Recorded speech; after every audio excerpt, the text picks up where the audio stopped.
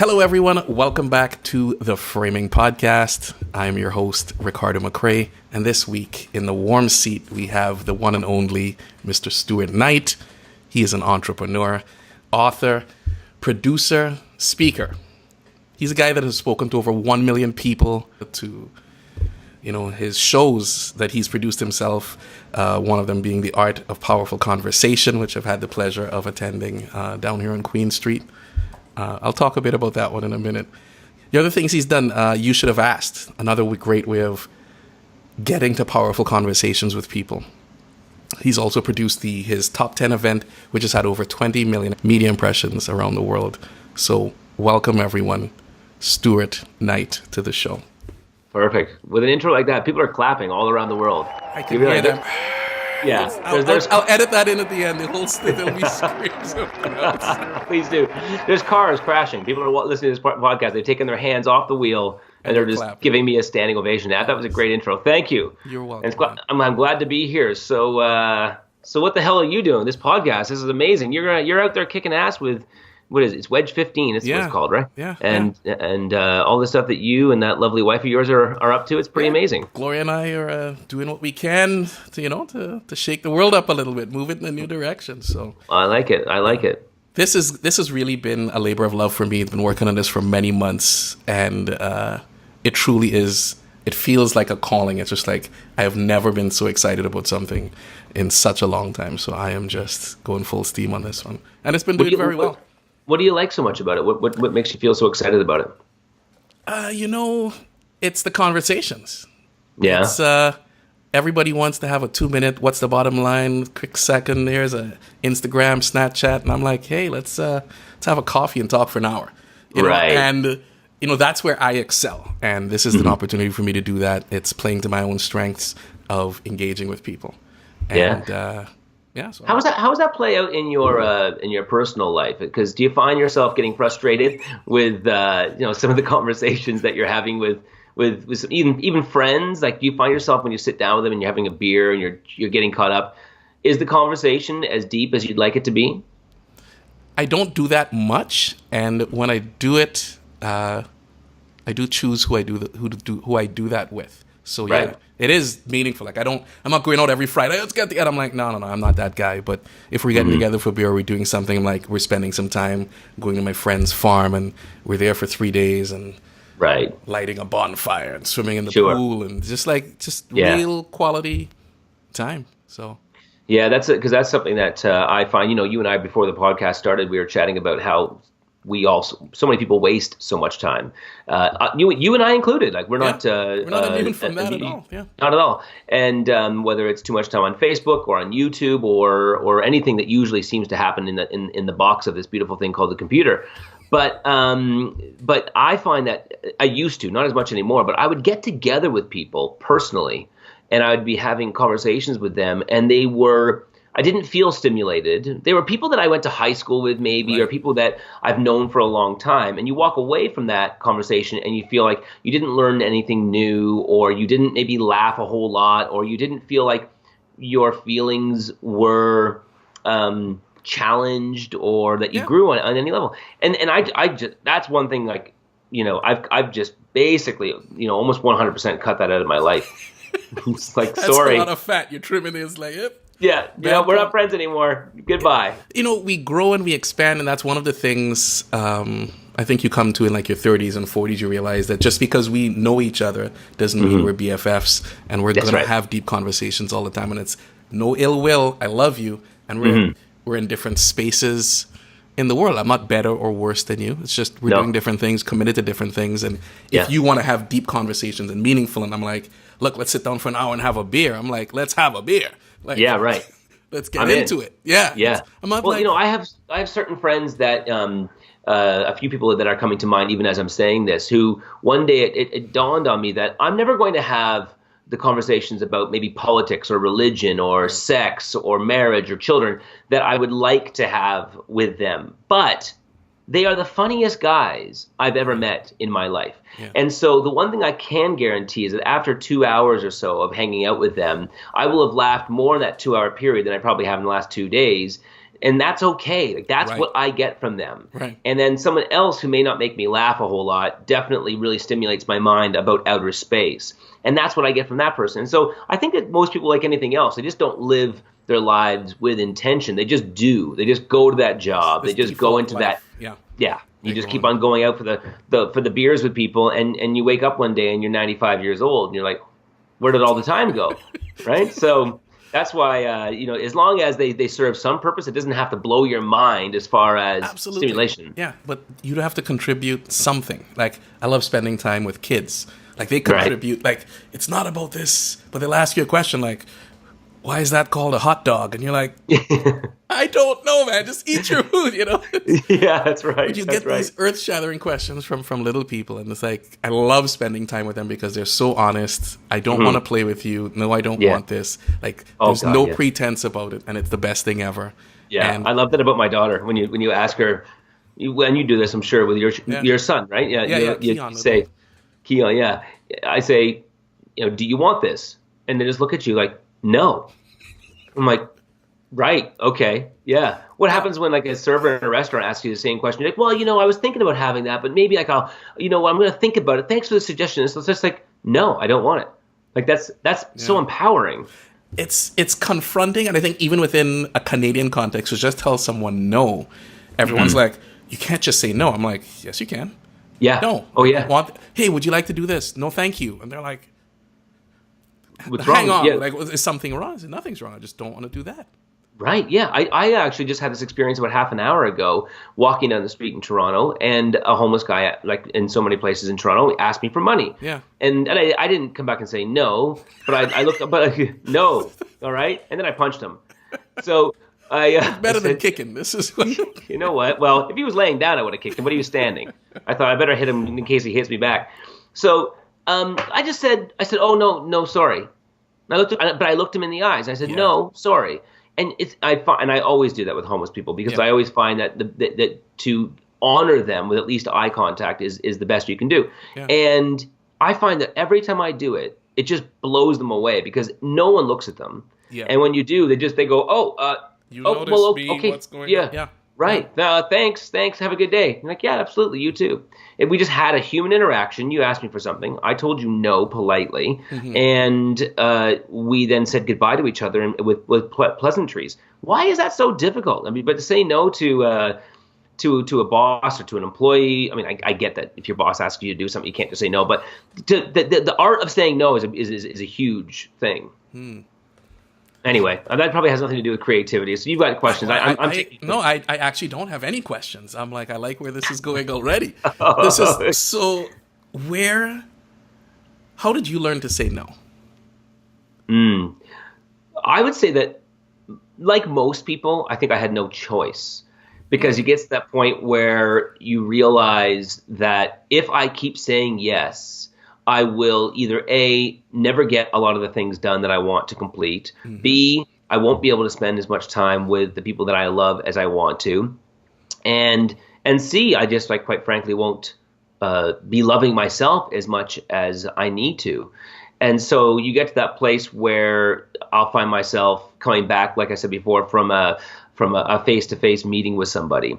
And I realize that did nothing for me. And once again, the thing that I needed to accomplish today did not get accomplished.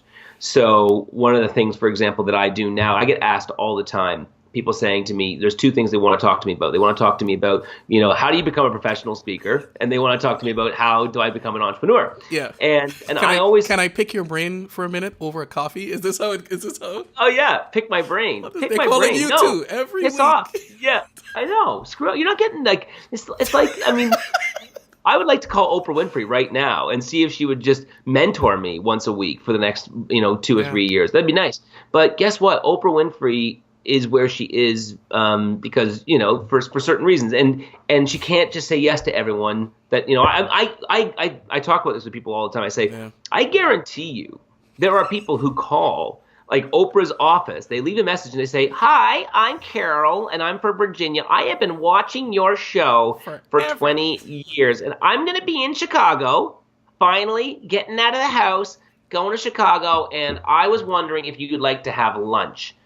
And they actually think that because they've been investing in someone's show for 20 years, that it's now time for them to pay them back. And I get this all the time. Somebody who's in my audience, or somebody who they're getting your emails. They get they see you on social. You're tweeting at each other, or they read your tweets. They're not even responding. They're just reading your tweets. Right, that's right, Stuart. I have been following you on social media for the last 2 years. I was wondering if we could get together and have a coffee. And it's like, the reason you've been following me on social media is because I'm putting out good shit. And it's that good shit that you are absorbing, and it's adding value to your life. And that's great. And that's a great relationship that we have with each other. And I'm very happy to have that relationship. But then to go above and beyond that and to suggest that we now need to spend time together is an unfair request. Now, don't get me wrong. Anyone listening to this right now, don't go thinking you can't contact us. You still can. Just understand that there's a limited amount of time that we can do. And so here's how I do it. So I started saying no to those coffee meet and greets. Good. And instead, what I said was to these people, look, I said, I'm a fast typer. And so send me 5 questions that you have about becoming a professional speaker, or send me 5 questions you have about becoming an entrepreneur. And I will, when I get around to it, probably on a plane, I will respond to those questions. And now 2 things happen. This is what is most mind-blowing to me. I kid you not, 90 to 95% of the time when I make that offer to people, they never follow up with the questions, which is amazing. It's consistent though. Bang on. Yeah. 95% of the time. And they won't respond because obviously that requires, they won't send me the email because that requires work, which just goes to prove that if we had got together and I spent time telling you what you need to do, you would have never done it. Okay. Second thing, that this is even funnier to me. Out of the 10% that do, 5 or 10% that actually do send me their questions. And you're being generous with 5 or 10%. I will say that. Yeah, you're right. You're right. Let's call it 5%, and even that's probably generous. I get back to them, and I give them like paragraphs of information. You're downloading the stuff. This is it. This is what you got to do. This is where you got to go. Have this. Right. You don't need this. Yeah. Here's the last 20 to 22 years of experience. Boom. You get it in an hour. And do you know that I would say even out of that, 50% of them don't even respond to say thank you. They just take it. They just take it. Take the information. Okay, I got what I wanted. And they don't even say thank you. Now, I had someone recently contact me who I had done that for. And they contacted me again like a year later. Hey, Stuart, I know that you would answer some questions a long time ago. I've got a bunch of new questions for you. And they sent me all these new questions. So I responded. Here are my rates. I have some questions for you. Here's an invoice. Yeah, that's right. What's your mailing address? I'm going to send you my invoice. I told them, I was flat out. I said, look, you know what? I felt that I don't do it to be thanked. I said, but I felt like you didn't show a whole lot of integrity for not thanking me at the bare minimum the last time. I had spent all that time sending you my answers. So I want you to know, I wish you luck, but I'm not doing it again. And I was very clear and concise, and it was uncomfortable because this was an individual that I could very well bump into in Toronto. It wouldn't be inconceivable that would happen. And I thought, I'm okay with it. Good for you. That takes the cojones and backbone to stand up and for yourself and your worth and to say no. Because as you become more and more famous, as you become more and more proficient at anything you do, you're doing speaking, you're like whatever it is that you do, there are more and more demands on your time, and you have to say no to a lot more things to get really good at what it is that you're doing. So yeah. I saw something that was read an article recently about CEOs, I think it was, or people who had become big time entrepreneurs, the ones that like what they always read about, and they had said that they said, I've lost a lot of friends along the way to get here, but the ones that I have are mind-blowing relationships. And in the article, they were really getting to the point, which was there's a lot of people that were either upset because I wouldn't dedicate time to them, time that they felt deserved, and then they left the relationship. But the ones that were understanding, the ones that really took the time to get where a person was coming from, they're the friends that person still has today. You can have 100 pennies or 4 quarters. I love that. It's do you want all of those individual tweeting social media relationships, or do you want 4 people you can have a beer with, and when you leave, your gut's gonna hurt because you had such a good time, or you had you had these shifting. So I see you sort of doing that in life. It's like, yeah, we're coming down to, it's the end of the race here. Yeah. Not the end of the race, but just sort of as you mature and as you expand in life, there are less and less people at the top. It's not crowded. Yeah. But the people that are at the top are like quarters. They're like loonies. They're toonies. Yeah. These people are like delivering value. If you ask someone for help, you're going to be, thank you so much. I really appreciate that. Here's what I did. Here's the results that got produced. Thank you. I don't need anything else. I'm just letting you know that it worked and I appreciate that. And yeah. You're right. It becomes flimsy. I love what you said there. I've never heard that before. Do you want 100 pennies or do you want 4 quarters? And that's a great way of putting it. And it reminds me of a situation where when I think about social media and you referenced that, and I was thinking about how so many people, there are people that I know that I get such a kick out of this, that they will they're continuous, like they'll get 500,000 followers, let's say, for example, on Twitter. Yeah. But they follow 500,000 people, right? And you and I both know I can get off this podcast right now, and I'll go follow. If I follow, let's say, 1,000 people before the end of the day, I'll probably have about at least 800 of them that will follow me back, or a good percentage. I mean, you're the expert in this field, but there's probably a lot that will, which is cool. If you're following people that you respect and like, that's awesome, and you have a general respect for each other, the other person wants to follow you back. But I know people in this space that are calling themselves experts because they have that many followers, and yet they're going out. We're not going to name any names in this conversation. You are an expert. You get the result. But I'm talking about people like, for example, who will go out and they'll, those people who will buy. They'll go to India and they'll spend $5,000 and they'll get a bunch of hackers basically in India to put an algorithm out. And before the end of the day's over, they got 50,000 followers. And now they start calling themselves experts, and they're not being held to task. They're not actually being, made to really quantify what it is that they've managed to so-called accomplish. The vanity metric of followers, like so many people on this, so many people on that. These are the numbers. I always like to check that whenever I'm talking to someone or trying to engage. I'm like, is this real? I'm like, those numbers seem skewed based on what you've been doing, and your account was created 2 years ago, and I've never heard of you. How'd you get to 500,000? I go to fake followers, I type in their account, and it will tell you how many are fake. No, 86% of their followers were added by a bot. How do you find that out? How do you do that? There's a website, fakefollowers.com. Really? And you plug in someone's Twitter account, and it'll tell you what percentage is fake. No way. No way. So I would use that. I would punch them into like a program, a website called Clout. And that'll measure your social influence through multiple platforms. And it doesn't just measure the numbers. It measures the quality of engagement. When you share something, what is the likelihood that someone else will share it, retweet, comment? Right. No, that's engagement. Those are real human beings.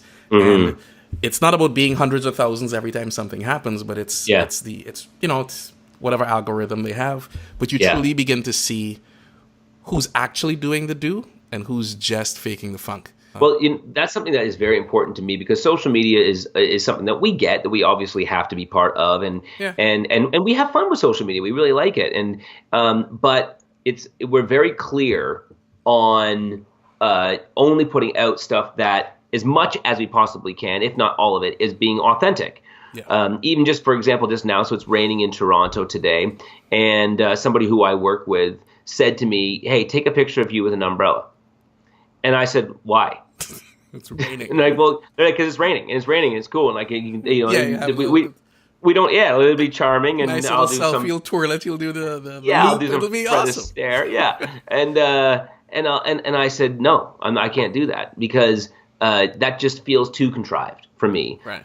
If I happen to be walking down the street with an umbrella, I'm open to saying, hey, take a quick shot of this. It'll be fun for our followers to see me out in the rain today, or whatever. But I have to be so that, yes, because of that, it takes me longer to get followers. I know that. Yeah. But the followers I get, whether it's through my newsletter or whether it's through my podcast or whatever, they are so much more authentic. And I'd rather have, that comes back to, do you want 1 million followers that are all a penny, or do you want maybe 1,000 followers that are a quarter? And I'd rather have the latter. Yeah, it's the slow, steady, real relationship that you're building that's authentic, that they're actually following you, and way more valuable in the long run for your life, your business, and everything you're doing than having the vanity metric of that's going away. I think in the next few years, like the whole social media world is changing so fast that people are catching on to the fact that you can buy Instagram followers, and if you have 6 pictures up and 50,000 followers, that probably didn't happen. It's like, yeah, right, yeah. The odds of that happening, Yeah, that's right. We all know how that happened. Yeah, unless every picture was like you were tagged with Drake at the same time, and his mom, and his this, and it's just like, come on. Prince came back and was like over your shoulder. Exactly. Exactly. Prince photobombed you. That's the only way that is gonna happen in there. So where? Well, go ahead. Where were you born? Where was I born? I was born in Ajax, Ontario. You're kidding me. Yeah. I mean, does anyone even listening to this even know where that is? No offense to people in Ajax. You know what? I represent Ajax. But Ajax is, of course, about, what is it, about 40 minutes outside of Toronto? 40 minutes outside of Toronto, just east of the city. It's funny. The first place I landed in Canada when I came here in the 80s was Oshawa, which is... Oh, yeah, close to it. Yeah, just around the corner. I was like, Ajax, oh my goodness. So So how old were you when you came here? 18. You were that old, eh? Yeah. Well, don't say it like I wasn't like 85. I was a youthful spring chicken. 18. Wow. 18. So like you got let out of jail, and then the first place they deported you to was Canada. Is that how it works? Back home for you, buddy. You finish your sentence. Yeah, that's right. No, my parents were divorced. My dad was living up here, and I came up to go to university. So finished high school and everything in Trinidad, and came up. Yeah. I always thought you came here, because so often when you meet fellow Canadians who have come to Canada with their parents immigrated here, they're almost always across the board between the ages of 2 and 10, it seems like. So it's rare that you meet somebody who chooses, especially, you would have been pretty rooted in like your friendships and the infrastructure of your life. Was that hard to leave? Look, it was, when I did the math, by the time I was 25, I had lived in 50 different homes and 3 different countries. What? Like, we moved a lot. Like, my dad was a diplomat in Guyana for the bauxite, so we were like either traveling and hosting people from Germany or Japan, and like I have photographs of my dad in China with I forgot. Like, if I said his name, you'd know who he is. He's the guy that actually opened up economics, the whole infrastructure in China. Like, my dad's at a table with 4 people, and he's there like with chopsticks, like eating with the man. God. I'm like, what? Damn, that's cool. That was his job. So every week we had different people in our house. We hosted a party for. No, I don't get it though. Why would you have to move to different houses? Like the 3 different countries, I would imagine diplomatic reasons that you're now representing your country. Moving different things. It was we just moved. We built a new house, so we moved to that. My mom's an architect, so she designed the home, and we moved to Trinidad. And at that point, they were divorced, and new mom settling down with 3 kids. She moved a couple times, then bought a house, and we were there. Okay. And by the time I came up to Canada, I stayed with my dad for a bit, and he got remarried, and they had 3 kids. Yeah. Me and my sister were coming up here, so it was like we had to move to a different place. Right. And then shortly after that, I left home and was like living on my own since I was 18, and then I moved.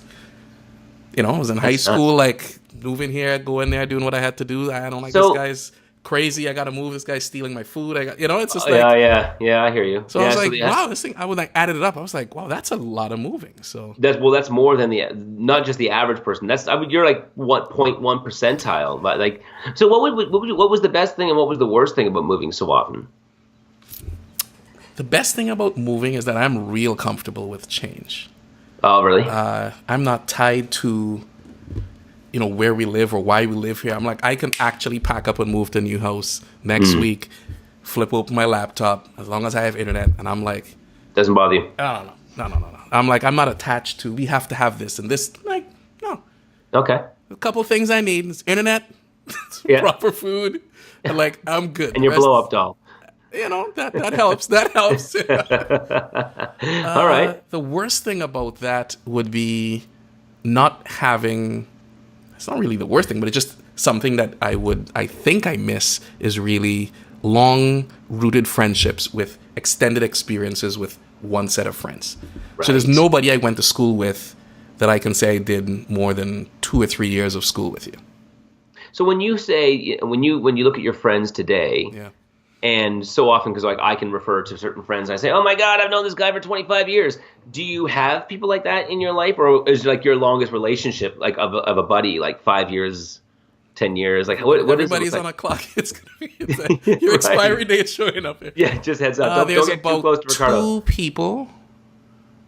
Two people. One I don't talk to anymore. I don't know why he doesn't talk to me. But one person that I knew actually in Trinidad. We went to high school there. Then, coincidentally, we went to the same university here in Canada. And I've known him since I was 10 over 2 different countries. That's the only person. Oh, that's cool. Yeah.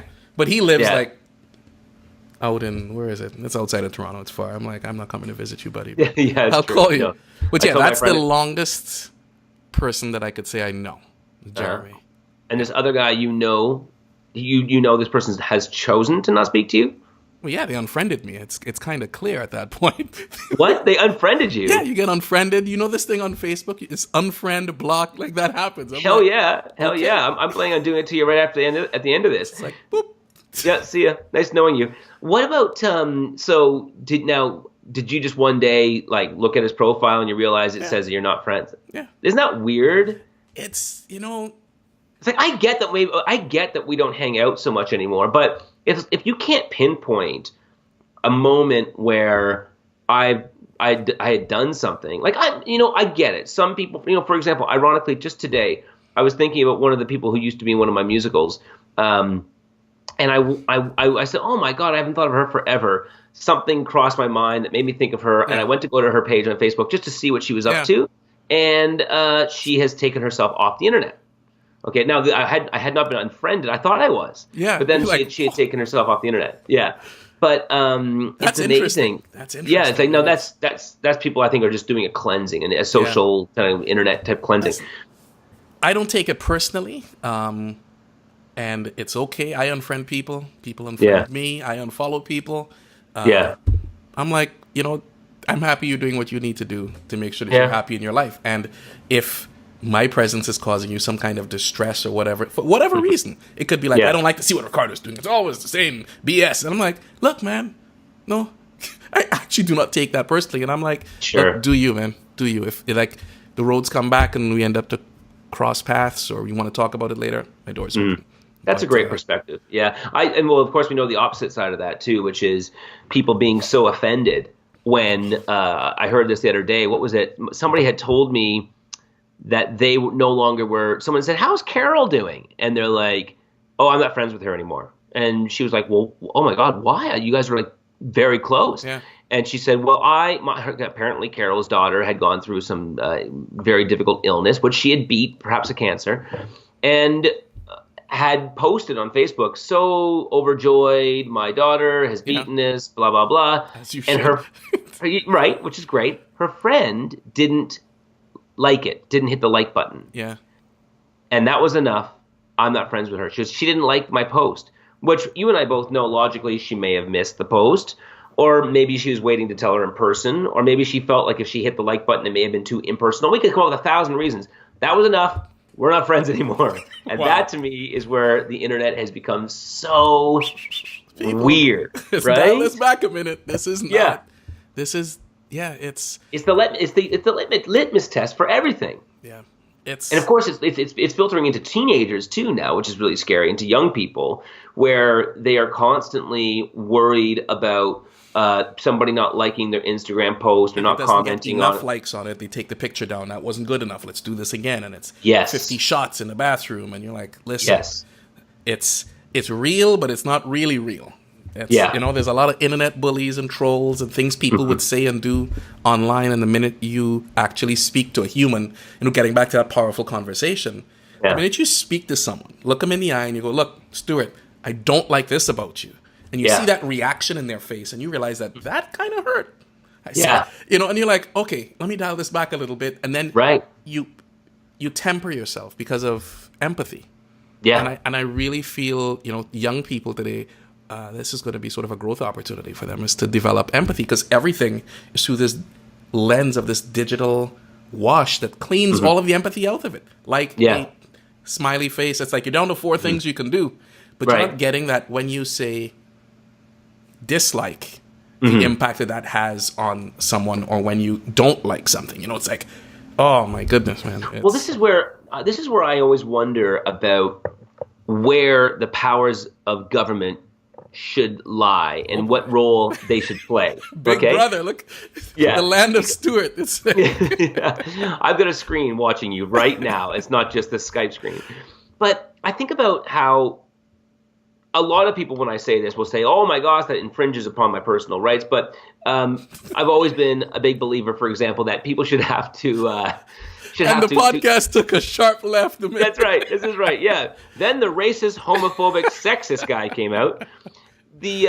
So for government to step in and say, you know what, this sounds crazy, but we're gonna limit the use of internet. Like, okay, so for example, China had no other choice. The population was getting so big, they had to come in and say, we got to do something. We don't have the resources for this. 1 child per family. And of course, many people around the world, they say it's a human rights issue. You shouldn't be able to do that.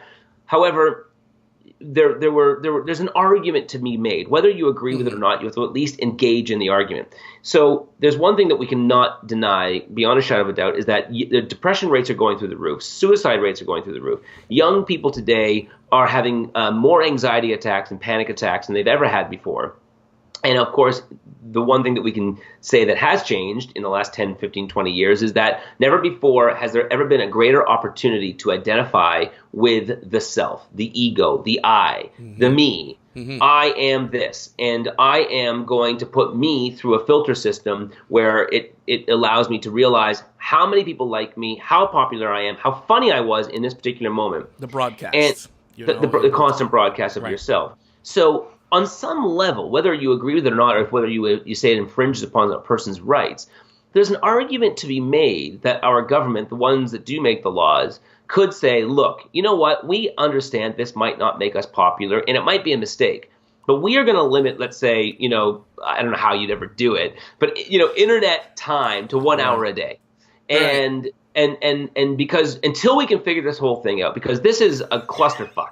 Like, this thing is crazy what's going on right now, and it's happening so fast. Yeah. We're going to, as a species, we're going to dial it back a minute. We're going a little fast. Let's pump the brakes on this. I think unlimited internet in your pocket might be a little much. Yeah. 1 hour a day, people. 1 hour a day. We're going to come back. We're going to be open to the idea of it being unlimited in the future, but for now, it's 1 hour a day. 1 hour a day. I just don't know why. I mean, of course, governments, their number one thing is just to keep getting reelected. Yeah. Look what's going on in England right now with Theresa May calling an election in England when she first of all promised the English people she would never do it. She's been publicly noted 4 times saying she'd never do it, but they're so far ahead in the polls, she realizes that if she does it, she'll win so many seats. Who cares what actually is best for the people? Yeah. It's really just what's best for the party. It's a chess game.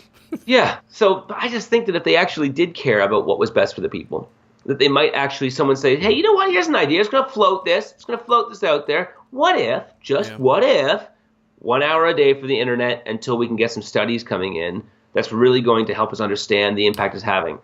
I think that wouldn't be such a bad thing. I think it would be a horrible thing.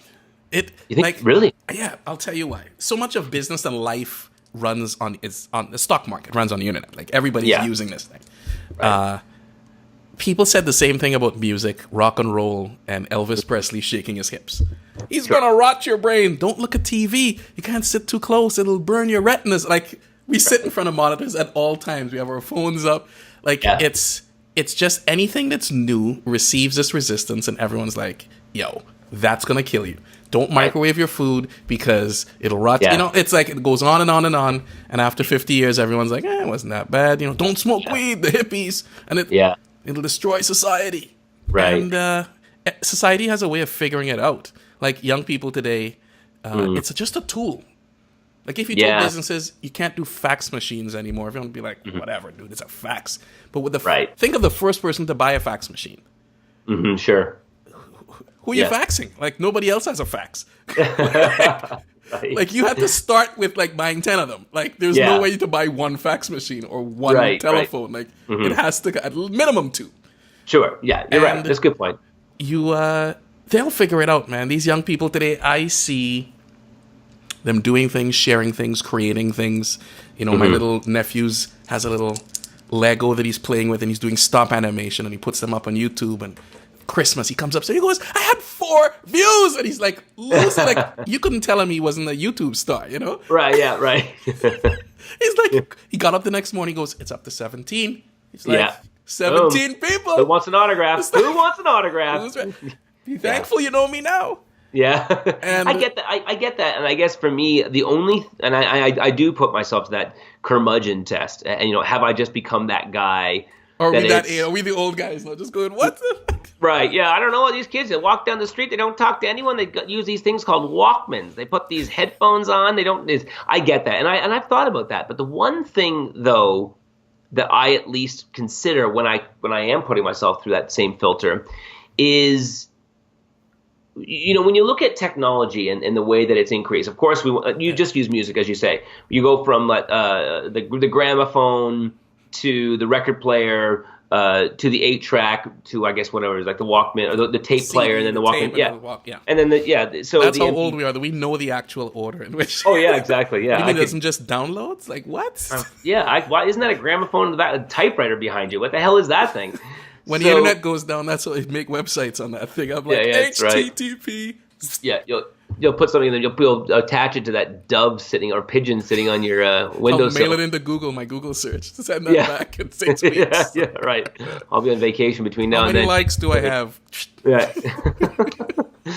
But the one thing though is that so you see this incline of technology, and it's getting faster and faster and better. But all of a sudden, the upswing has become so fast that never in the history of time have things changed that I can see so rapidly. Yeah. And that's where I get a little concerned. And the bigger concern, I would say, is how we as a species, how much we don't speak to each other anymore, and how much we don't have the face to face. And that's well, I guess the jury's out. We'll find out what's going to happen. Yeah, I think, consider this. Maybe the way we're speaking to each other is different. It's not face-to-face, but it is text, email, Skype, podcast. We are speaking in different ways. I mean, young people today are communicating way more than they ever did. But when we grew up, you know, we came home, went right on the phone, into your bedroom, and we talked for 5 hours on the phone. Because I remember, that's actually all that was available. There was no internet. Like, you were on the phone, and you didn't have call waiting, and like, get off the phone. I'm like, that was the reality. But today, now we have this, and we can have Skype, and if you're playing Xbox, you're in your house, I don't have to leave mine, but we're doing something digital, but it's going through this screen. Right. Or technology. Well, I don't know. I mean, we don't know how this is going to shape up. Like, this could change. We don't. Well, look at some of these simple tests. Where there was this interesting thing I heard recently about how they had taken a flower and put it into, they planted a seed. I'm not sure if you've seen this, but the seed, and you put a seed in the soil, and they put it into a room, into a house where it has good access to light, and they watered it, and they put a seed in the soil in another house, but one had Wi-Fi, and the other house didn't have Wi-Fi. That was the only variable. Both places had the exact same amount of light, exact same amount of water, exact same amount of care. And the one that was in the house without Wi-Fi grew large, beautifully, everything budded nicely. Yeah. The one in the house that did have the Wi-Fi not only didn't grow very well, but it started creating mutations of itself. And the seeds were creating mutations. I mean, a really negative impact that it had on the seed. And so we look at those simple things. That's just a simple test that anybody could do today. Yeah. And that's I don't know where you're going to go to not find Wi-Fi. But well, yeah, I guess you find a shed, you know, in the middle of 2 sheds in the I don't know how you do it. It's trust, right? It's difficult. But point is that when you start looking at that and you start saying to yourself, okay, or like I said before, the highest rate, the rates of depression increasing, the rates of anxiety decrease or increasing, somewhere in here, this conversation needs to be brought to the forefront. And if we get through the conversation and we decide, no, it's awesome, we love it, Yeah. then let's keep doing it. But no, you got 2 hours a day. yeah. I'm going to give you two. I'm going to give you two. They're going to call it the Stuart throttle. You got to earn your way through this. Yeah. How nice are you? Come on. That's right. Yeah. Well, you and I are both in the same situation. We've got young toddlers, and I've got another one on the way in July. Congrats. And we're constantly going to be asking ourselves these questions. The articles keep coming out every day. If your kids use screens, I just saw an article last week that said that on average for every hour a child uses a screen, on average, they've discovered that they sleep 16 less minutes per night than someone who doesn't use screens. Now, these are clinical studies that are being done. Are they, you can roll your eyes, Ricardo, for those of you who are not watching this on Skype and listening. Ricardo is rolling his eyes. We're reading the transcript from the typewriter that Ricardo has mailed to you. Yeah, that's right. Yeah, so I don't know.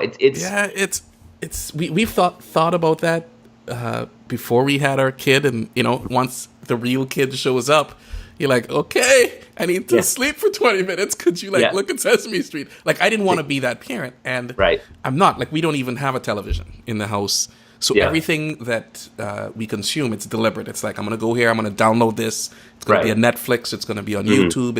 It's curated. He doesn't watch much TV, but he does love it. Like, if we put on, loves his Sesame Street. And if he doesn't like this, he goes to the next one, whatever it is. But he also loves reading. Like, he's like, I've read The Little Blue Truck 5 times before breakfast. You know what I mean? Sure. Yeah, of course. He is, and he comes in. Where's my book? First thing he wants is his book, and we sit there and it's reading. We like, which? And how old is he? 14 months. He's already wants that stuff now. Oh, that's amazing. Specific books. He's like, I want this one, not that. He's like, nope, not that. The colors have to be bright. Has to be the Little Blue Truck. We have all the different versions. Mm-hmm. Beep, beep, beep goes the Little Blue. Like, I could read it for you right now. It's memorable. Yeah. You know what I sometimes find myself in situations where, and this is the entrepreneur in me. My little girl's book that she loves is called Freight Train, and it's I can do the book for you right now. First page, a freight train goes across this track. Second page, red caboose at the back, blue gondola car next, purple cattle car. Anyways, that's it. Yeah. Freight train moving fast, past cities, through tunnels. I mean, I think I just finished the book, right? Yeah. Going, gone. That's the book. And I think to myself, there's some guy, in this case it's a guy, because I know it was a man who wrote it. I think he was probably done financially pretty well. How long did it take him to write that? It's 4 sentences. Yeah, it's 30 minutes? With the animation? I'm like, you son of a bitch. I'm sitting here as an entrepreneur. I've read this 87. I've read this more than every talk I've ever given. Yeah, that's right. I'm like, you know how long it takes me to book a gig? It's you wrote that in no time. I love it. I think I should get into the children's book game. Hey, forget this. We can publish the books for you. We're a publishing house over here. We should get something going. But look, by the time, I also think, as a creative, by the time you get down to 2, 3, or 5 sentences, you've put in so much work. This with talks that you do. Right. We need 15 minutes instead of an hour. And I'm like, well, that's actually a lot harder to do than 30 minutes. Because you have to put so much more in, and it has to be on point. You're feeding off the audience. Yes. It's what are the people like? What's the seating arrangements? All of those things make such a massive difference that the less you have, the more effort it takes to get to that point. Whether it's less email, less screens, a children's book, or a 10-minute talk. Someone's like, hey, Ricardo, you guys come out and do a talk. It's only 10 minutes. And I said, and what's the name of the event? I did the whole thing. And I said, I'm not sure the focus of your event is on, because you have an hour for photos. When people come in, you have an hour for food, and you have 15 minutes for the keynote. I said, I think your priorities are a little skewed here. I said, if we just added up the time, you will see that the food is more important than whatever it is, and the event is supposed to be built around this keynote. And I'm like, you might want to dial the food back a bit and put that budget on keynotes and have that be an hour, because that's actually going to change their life. That's a good point. Yeah. And they were like, well, we never looked at it like that. And I said, it's not interesting. Well, let me know if you change your mind. But turning something like that down because the focus is off. They're not actually putting in what's going to make the difference. This goes back to what you were saying earlier with, I gave you the feedback, I wrote it out, and now you're back for more. It's like, Yeah, no, I'm with you. I go through this with the event top 10 event that I run, and people when they find out sometimes how much I pay my keynotes, because it's 10 people, 10 minutes each to speak on stage, as you know, and so our headliner will pay them. I mean, last time I did was $25,000. Okay, for 10 minutes. Yeah. And people are like, "What are you saying? It's bullshit." Yeah, they go on, and I'm like, "Look, first of all, the person has to leave their house, right? Then as they leave, and then and I know it because obviously, because you have done it, you know what it takes to, Yeah, it's not that it's like they get beamed out of the sky onto the stage 10 minutes, then beamed back to their living room and keep on watching, Game of Thrones. There's time, and then we also ask them to stick around for half an hour after, take pictures with certain audience members, hands, kiss babies, do the autograph thing. Yeah.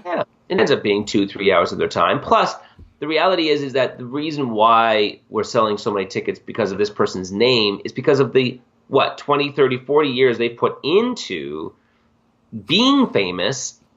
And that's really what we're paying. And the reason why that song they're going to sing on stage tonight is going to be amazing is because they've sang it 10,000 times. And that's why they've perfected it. They've made it the best song that they possibly could. It's been fine-tuned. It's whittled down to its essence. It's like by the time they give a 10-minute talk, they have rehearsed that thing time and time again. They're like, nope, not this one. They've tried it with audiences. That didn't resonate. Let's use a different example.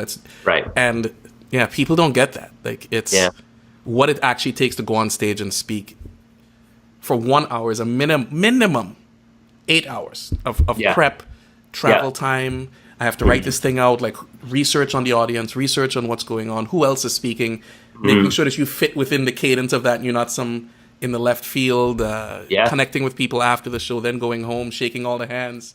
Right. Using some Purell because you have to go and eat lunch and you just shake hands with like 400 people. It's nonstop. And then the emails you get after the event where you're answering questions to the audience members. It is social. It goes on for hours and hours. So people, I get what you're saying, man. It's one of the things that I do that is not a popular thing to do in the speaking world, and that is I will bill not like I have my lowest rate and then I have my highest rate. But the reason there is that and the flexibility between my lowest rate and my highest rate is the obvious things like how far away is it? Am I going out of the country? If it's out of the country, if it's in the United States, or if if I spoke recently in India, so that's a much longer period of time. But I do take into account the size of the audience. And I don't know why a lot of speakers don't do this, because a lot of speakers, they take the attitude of like, well, whether I'm speaking to 10 people or 10,000 people, an hour is an hour. And I get that argument. Yeah. But my perspective is if 10,000 people take the information away that I share on stage and then apply it to their work lives, that's 10,000 people in a company that are going to then, let's say each one of them makes that company an extra $10. That's an extra, $100,000 that the company is making. If 20 people do it and it brings back a $10 value to the company, we just brought in an extra $200. So there is a value proposition here. Oh, yeah. And all the agencies go crazy when you do this. They're like, oh my God, no, stop disrupting the model. I'm like, no, that makes mathematical sense. Yeah, it does. You can take one phone call and help one person, or you can speak to 10,000, and not everyone can do that. Yeah. Like to be able to hold the attention of 10,000 people? Sure. Come on. That is, you don't just walk in off the street and where's the microphone? Like, it's right there. Yeah, exactly. I'm really high energy. This will be easy for me. No. Yeah, I know. And you're seeing people walking out as you're talking, and you're seeing the people in the face, and you're checking their phone as you're speaking, like dealing with yourself in the midst of that. Oh, like, why are you walking out? Like, this is the best part. Like, what? I know. I have called people out when I'm on stage. They're like in the middle of something, and they're bending over and walking as if you can't see them. And I usually stop and I go, we can all see you right now. And they're like, oh my God. I'm like, what do you? Yeah, it freaks them out. Yeah, I know. I play with people and those things. But yeah, you're absolutely right. There is a significant difference when you're speaking to 10,000 or 1,000 people and the impact that it can. I'm always looking at how do you translate that value? Yeah. So that you can justify the prices that you charge. 25,000, 50 grand, whatever that number is. And you're like, no, here's why it's worth that. If everybody did 1% better, what's that worth to your company? What's the average wage times how many people? Like if they all did 1% better just on email or in a phone call that closed the client that brought in 10 million, Right. Is that worth it? Yeah. Well, this is that thing where back to what you were saying with the food. So often I'll be speaking at a conference and they're going, oh, let's say you're $10,000.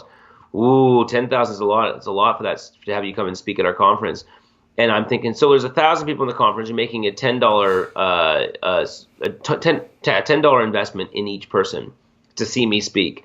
How much of an investment are you making for lunch per person?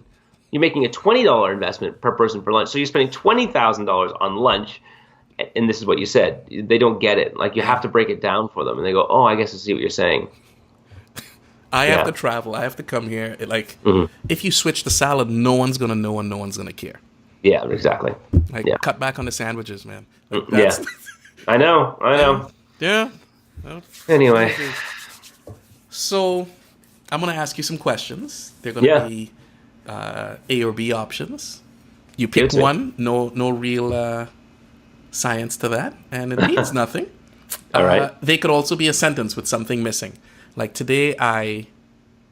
All right. Complete the sentence. Oh, I love it. Or fill in the blank. I'll have a sentence with a word missing, and you fill in. Completely random. There's about Bring it on. 300 questions, but I will pick whatever comes to through the universe from your eyes. Take it. This will be us. All right. Hot or sweet? Hot. TV or movie? Movie. Learn or teach? Ooh. Teach.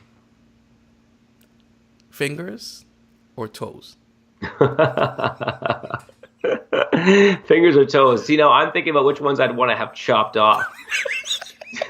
Is that disgusting? I don't know. That's where your head is at. So that's where my head went. I'm thinking, which one do I want to kiss? You want to cut them off. That's how we're different. This is all right. How we're even friends is beyond me. I would rather have, I guess, my toes chopped off. What I should do with these questions is start asking people, what were you thinking when you answered that question? That's right. Because it'll be when you said hot and sweet, I thought hot or sweet. I thought soup. I was. So I want a hot soup or a sweet soup, like a hot spicy. Yeah. Okay, go on. 25 or 35? Oh, 35 for sure. That was better than 25. Could be dollars. Yeah, I'm thinking about my sex life. Is that minutes or years? Which one? Yeah. Or rejections. Laptop or desktop? Desktop, absolutely. Laptop takes me to places where I get distracted. Yeah. $1 million or 1 million lives? Oh, easily 1 million lives. Freedom or free speech? Freedom or free speech? I would say free speech. Gives us higher chances of getting ourselves to freedom. Yoga or Pilates? Oh, yoga. I think that people have taken these classes too far. 1 hour a day maximum. This is the Stuart rule. Yeah, that's right. That's right. Anything for more than an hour a day, you're wasting your life. Yeah. Email or phone call? Oh, phone call. I've written a book on this subject. I can't say anything else. Godfather or Godmother? I would say Godfather. I just love that movie. Hug or kiss? Oh, I'm all about the hugs. Hugs are easier. You can hug anyone. Do it now or do it later? Oh, I live by an expression, do it and be done with it. So do it now. Mama's boy or daddy's girl? Well, I got my little girl, so she's absolutely daddy's girl. Moonlight or sunshine? Sunshine, all the way. My pale skin loves it. Jeans or khakis? I am a jean guy. Sometimes a little too tight, but hey, it's all about the style. Everybody does their thing. Paper or plastic? Oh God, I'm still that old school dude. I got cash in my back pocket. If anyone wants to rob me who's listening to this, I'm the guy you want to hit up. You're the Trust guy me. with a knot of money and a rubber band in the back. There's always at least 200 in there. Wax on or wax off? Oh, God. I'm more of a wax on guy. I'm hitting. I'm not defending. Okay. Good or hard? That's a good one. Good or hard? I think basically, if you look at my entrepreneurial career, I've probably gone the hard way. That's more often than I see. I think of that as the easy way, but hard. Yeah, I like it hard. I like it. Yeah. Hard can be good. Hard can be good. Yeah. Hard can be good. Yeah. Tupac or Biggie? Oh,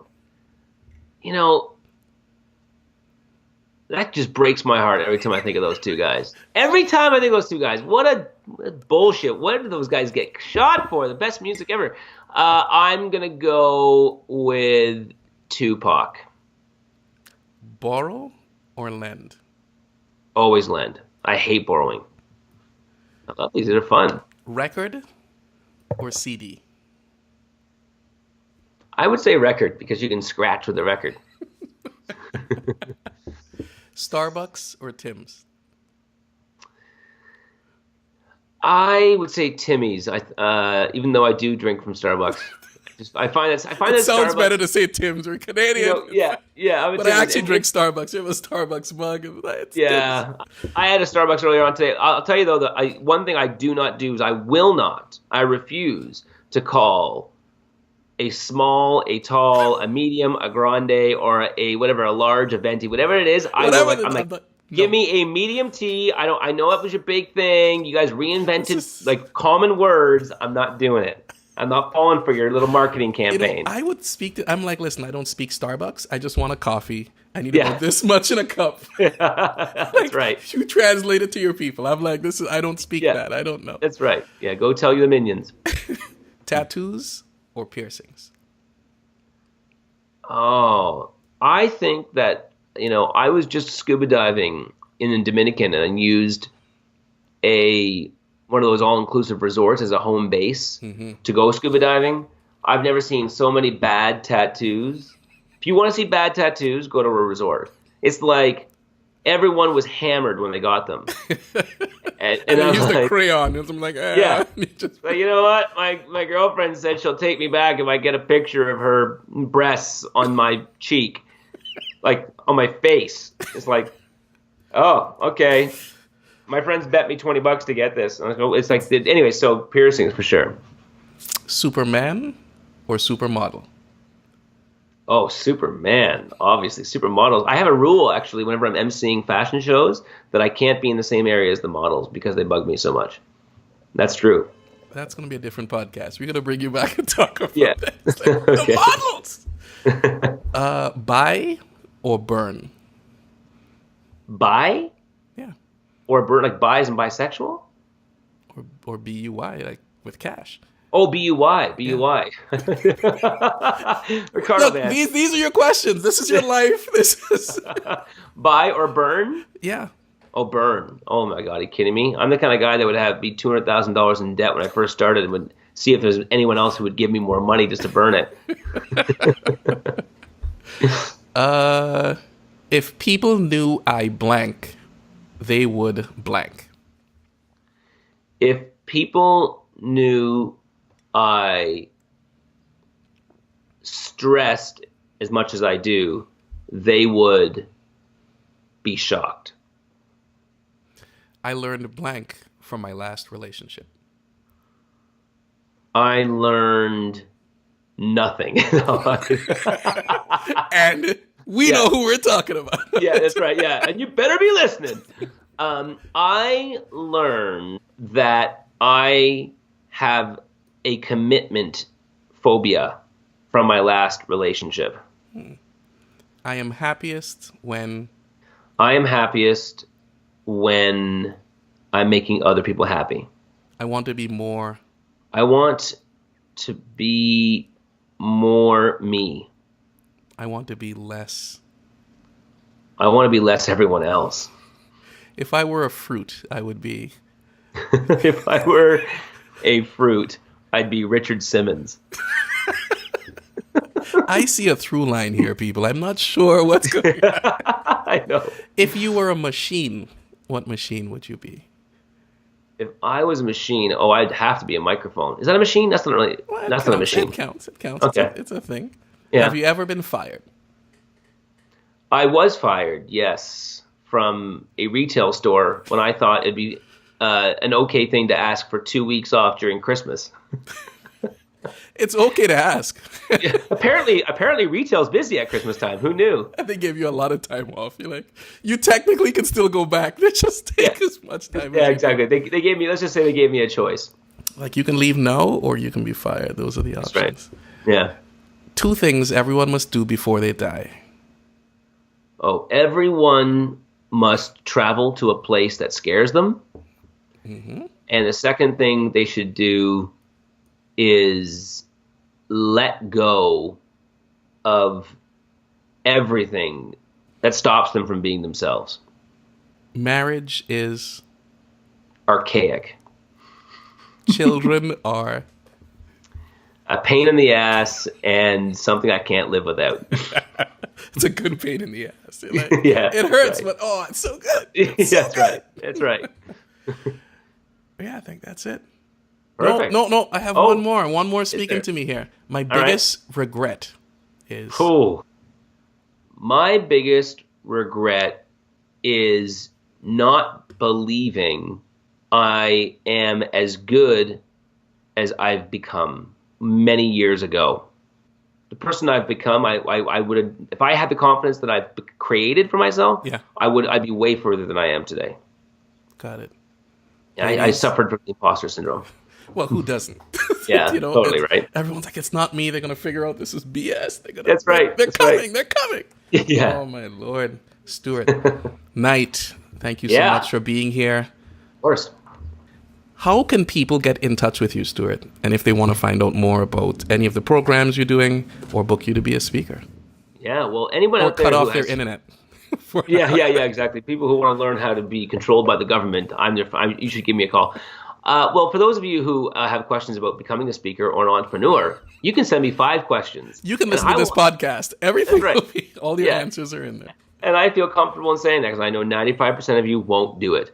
Of course, now that I've just jinxed myself, I'm going to be flooded with questions. No, I won't. It won't happen. Yeah, I know. It's true. You're pretty much, it's a guarantee. I would say, well, the best place for those people who are listening to this right now who want to kind of come into my world a little bit and I do a weekly video that's meant to inspire you and to get you excited about life.